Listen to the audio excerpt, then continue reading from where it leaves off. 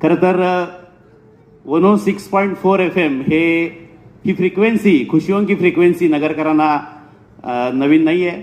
खूप वर्ष तुम्ही ऐकत आहात आणि रेडिओच्या माध्यमातून आम्ही जे काही चांगलं द्यायचं आहे, जे काही बेस्ट द्यायचं आहे, जे तुम्हाला आवडेल ते द्यायचा प्रयत्न आम्ही करत आहोत इतकी वर्ष.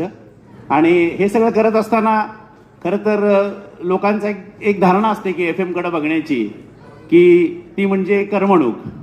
FM म्हणजे गाणे ऐकण्यासाठी असतं. पण त्याचबरोबर रेडिओची खरी जबाबदारी आहे करमणुकीबरोबर सामाजिकतेचं भान ठेवण्याची. आणि गेले अनेक वर्ष आम्ही या माध्यमातून तुमची सेवा करतोय.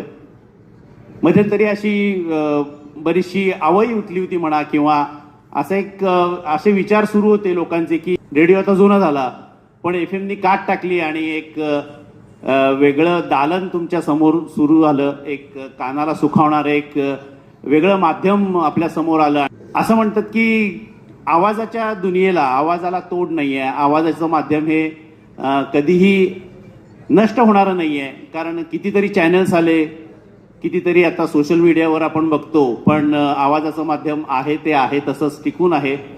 याचं कारण आहे की रेडिओ हा जो आहे तो अंध माणूस सुद्धा ऐकू शकतो, निरक्षर माणूस सुद्धा ऐकू शकतो, आणि तरुणांपासून आबालवृद्धांपर्यंत खूप वर्षापासून आकाशवाणीपासून आज FM पर्यंत आवाजाचं हे माध्यम टिकून आहे. आणि ह्यामध्ये तुम्ही सगळे साक्षीदार आहात या सगळ्या माध्यमाचे. कितीतरी सोशल मीडियावर आता भडीमार होतो बऱ्याचशा गोष्टींचा, आणि आता अशी अवस्था आलेली आहे की आता लोक या सगळ्या गोष्टीला कंटाळून स्क्रीन टाईम कमी करण्यासाठी डॉक्टरकडे जात आहेत. पण आवाजाचं माध्यम आहे ते आहेच, ते टिकून राहिलेलं आहे. आणि हीच आमच्या रेडिओची ताकद आहे की जे आम्ही सातत्यानं चांगलं काहीतरी देण्याचा प्रयत्न करतो.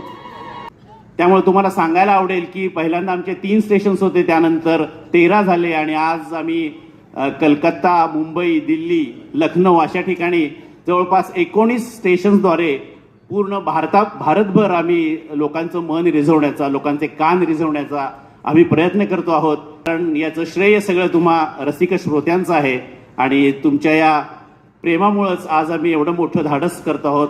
आमच्या ज्या CEO मॅडम आहेत, इनू मजुमदार, यांचं नाव आवर्जून घ्यावं लागेल या ठिकाणी, कारण त्यांच्या विशेष प्रयत्नातून स्टेशन्स वाढवण्याची जी काही त्यांची एनर्जी आहे ती बघून आम्हाला असं वाटतं की आपण भारतभर 1 नंबरचं स्टेशन व्हावं, आणि या फ्रिक्वेन्सीच्या माध्यमातून, खुशियों की फ्रिक्वेन्सीच्या माध्यमातून आपण लोकांचं आणखीन आनंद